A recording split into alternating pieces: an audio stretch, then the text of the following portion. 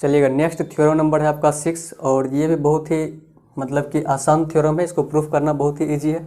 तो क्या है थ्योरम का statement? Proof that the tangents drawn at the ends of a diameter of a circle are parallel.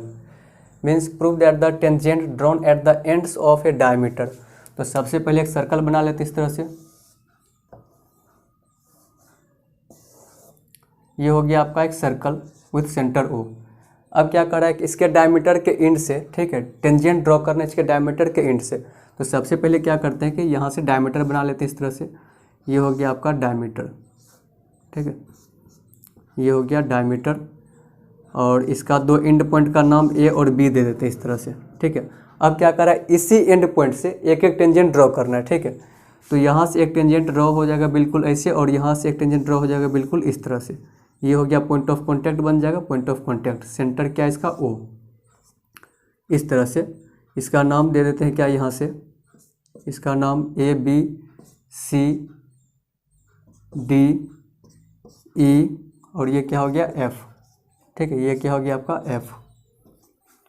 तो इस तरह से दो टेंजेंट क्या किए, ड्रॉ कर दिए, ends of a diameter of a circle are parallel. अब यहाँ पर ये दो टेंजेंट जो कि हम ड्रॉ किए हैं, ठीक है, डायमीटर के एंड से, इस दोनों को पैरेलल प्रूफ करना है। ये जो सेंटर, ये जो डायमीटर के एंड से दो टेंजेंट ड्रॉ किए, इस दोनों को क्या करना है, पैरेलल प्रूफ करना है।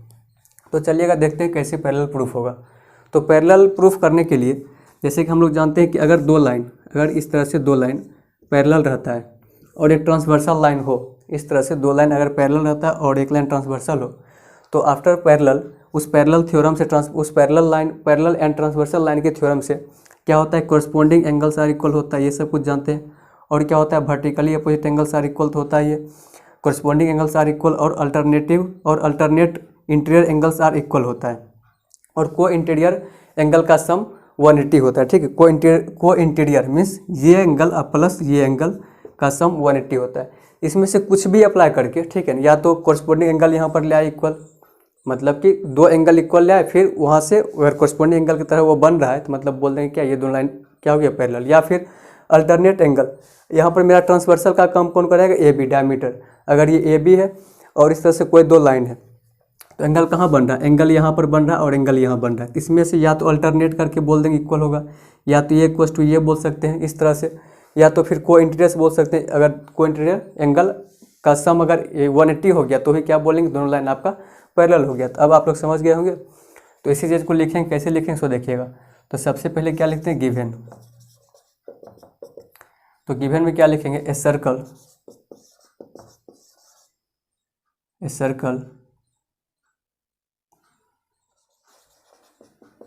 having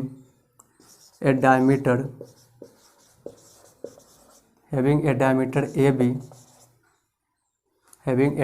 AB and center having a diameter AB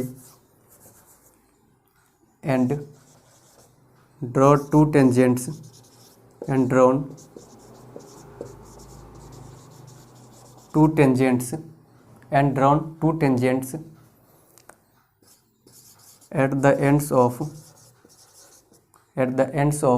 diameter A and B respectively, इस तरह से। मतलब एक सर्कल है जिसमें कि ए बी एक डायमीटर है और उस डायमीटर के एंड यानी ए और बी से दो टेंजेंट ड्रॉ किया गया, ठीक है। उसके बाद क्या लिखेंगे कि टू प्रूफ, कि प्रूफ क्या करना है। टू प्रूफ में लिखते हैं क्या, C D parallel to E F, मतलब ये तो टेंजेंट जो होगा क्या होगा, आपस में पैरेलल होगा, ये प्रूफ करेंगे। नाउ स्टार्ट कि प्रूफ में क्या सब हो जाएगा। तो यही बात कि अल्टरनेट इंटीरियर खोजेंगे या फिर को इंटीरियर एंगल का सम 180 ले आते हैं। तो सबसे पहले एंगल को देखते हैं। तो हम लोग जानते हैं क्या, यहाँ से क्या हो जाएगा, सी डी जो कि टेंजेंट है perpendicular to O A, C D perpendicular to O A, और यहाँ से क्या हो जाएगा, O B perpendicular to E F. ये हम लोग टेंजेंट रेडियस के थ्योरम से जानते हैं कि रेडियस होता है वो पॉइंट ऑफ कॉन्टैक्ट पर क्या होता है, परपेंडिकुलर होता है। तो यहाँ से हमको एंगल मिल गया। अब यहाँ सीधे सीधे क्या दिख रहा है, ये भी 90 है और ये भी 90 है, दिख गया, दोनों 90 दिख रहा है। मीन्स क्या हो जाएगा, ये अल्टरनेट इंटीरियर एंगल क्या दिख रहा है, यहाँ पर इक्वल दिख रहा है। इसका मतलब ये दोनों लाइन मीन्स टेंजेंट, ये दोनों क्या रहा होगा, पैरेलल रहा होगा। अगर ये भी 90 है ये भी 90 है, मतलब ये दोनों आपस में पैरेलल रहा होगा। ठीक है, यही चीज़ को यहाँ पर लिख देते हैं। या फिर आप अदरवाइज ये भी देख सकते हैं 90 प्लस 90 180 आ रहा है। इस दो एंगल का सम 180 आ रहा है, जहाँ पर कि ये भी एक ट्रांसवर्सल लाइन है और ये दो पहले कोई लाइन रहा हुआ। ठीक है, लेकिन अब दोनों का सम कितना आ रहा है 180 आ रहा है। इसका मतलब को इंटेड एंगल का सम कितना आ रहा है 180। इसका मतलब कि CD पैरेलल टू EF रहा होगा। तो दोनों में से किसी एक को लिख देते हैं। ठीक है, चलिएगा तो यहाँ पर क्या लिखेंगे, CD parallel to OA, CD parallel to A by tangent radius theorem, by tangent radius theorem. तो CD पैरेलल टू AD, इसका मतलब क्या हो जाएगा कि एंगल OAD